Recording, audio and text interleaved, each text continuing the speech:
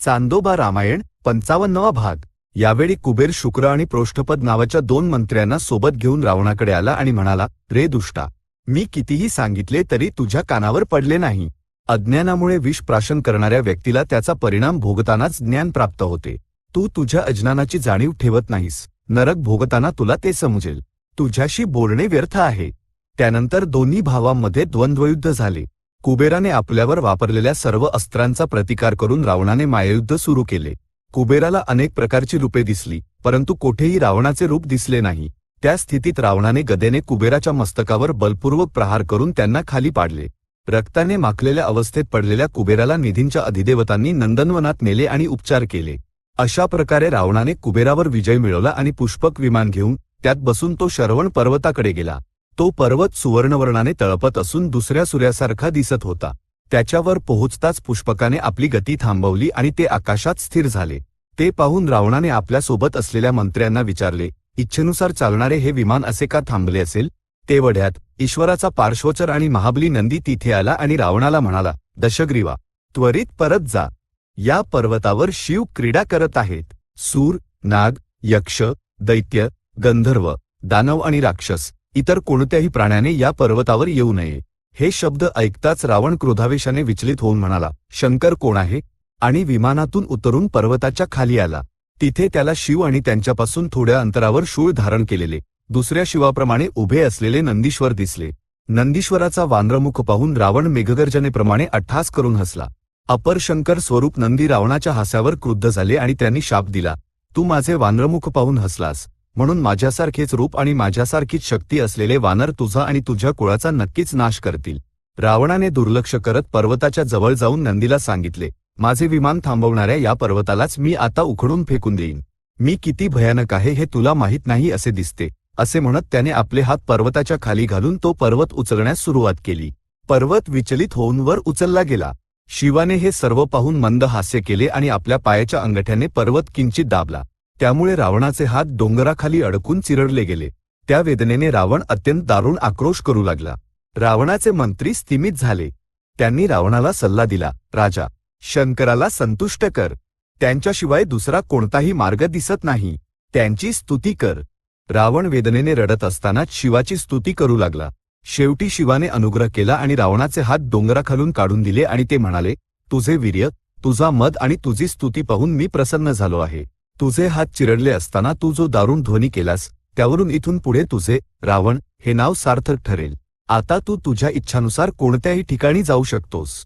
तेव्हा रावण म्हणाला, महादेवा, जर तू माझ्यावर प्रसन्न असशील तर मी जे मागतो ते प्रदान कर। मला आधीच देवता इत्यादींकडून मृत्यू न होण्याचा वरदान मिळाले आहे। मी मुळीच लक्ष देत नाही।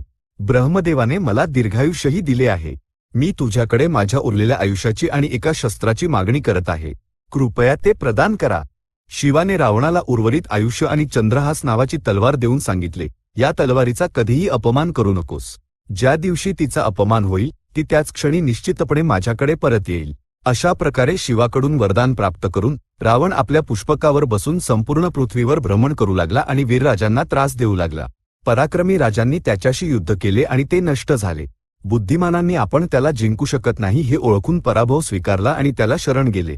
अशा प्रकारे लोकभ्रमण करताना रावण एकदा हिमालयात गेला आणि तिथे त्याने एका देवस्त्रीसारखी रूपवती पाहिली।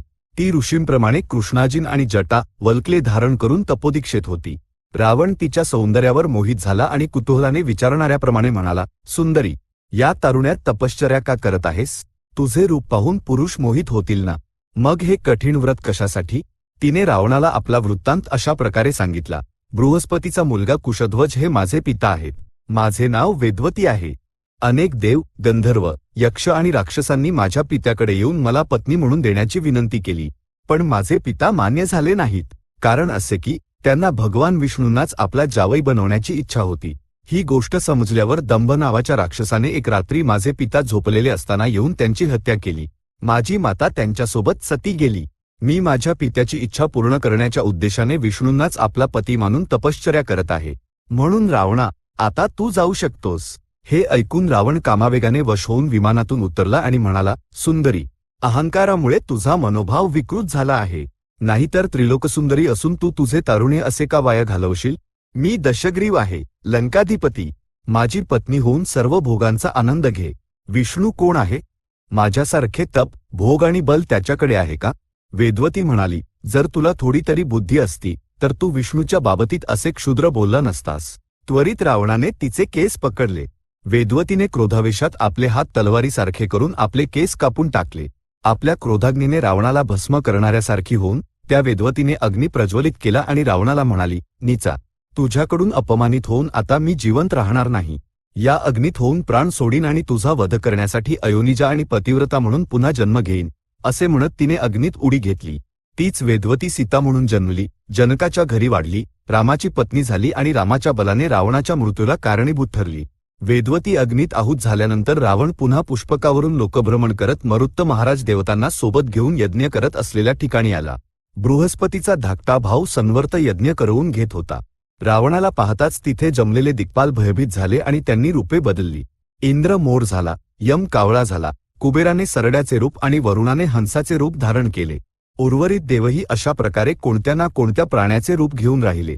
तेवढ्यात रावणनी संकोचपणे यज्ञवेदीमध्ये शिरला आणि मरुत्तला पाहून विचारले, युद्ध करणार की पराभव स्वीकारणार?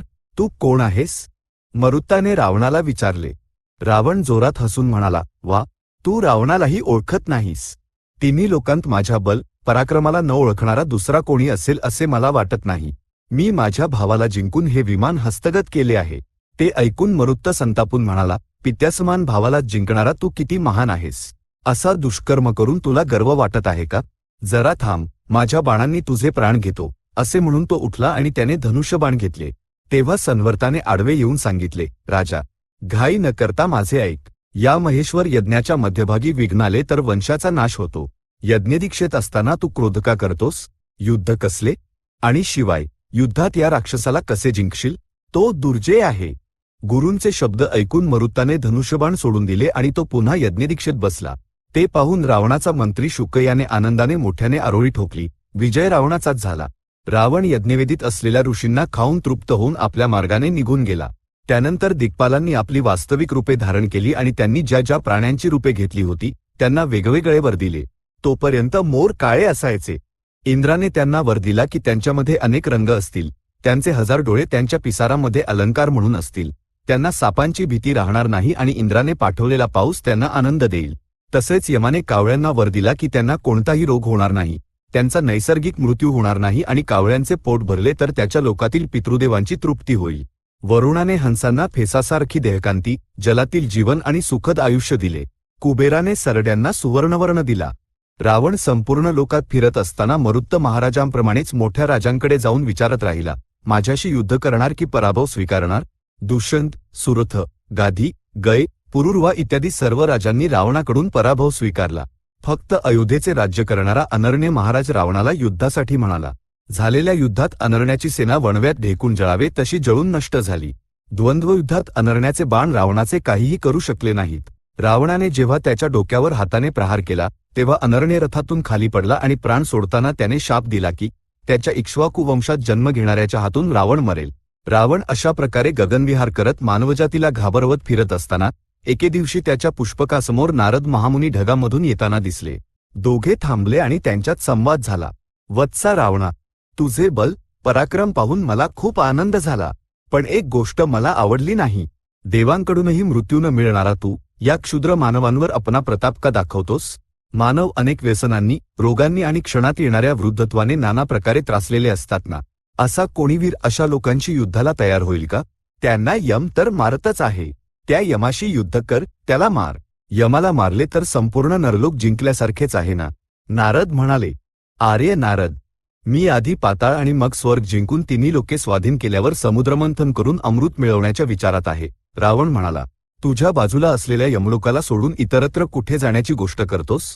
तुझा सध्याचा मार्ग तोच आहे. नारद म्हणाले.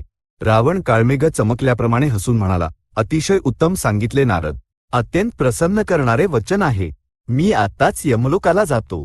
खरं तर चारही दिक्पालांना जिंकण्याची प्रतिज्ञा मी आधीच केली आहे.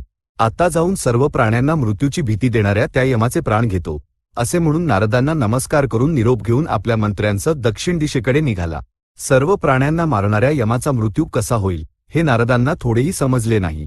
त्या यमाला रावण कसा जिंकेल हे आपल्या डोळ्यांनी पाहण्याच्या कुतूहलापोटी नारदही यमपुरीकडे निघाले.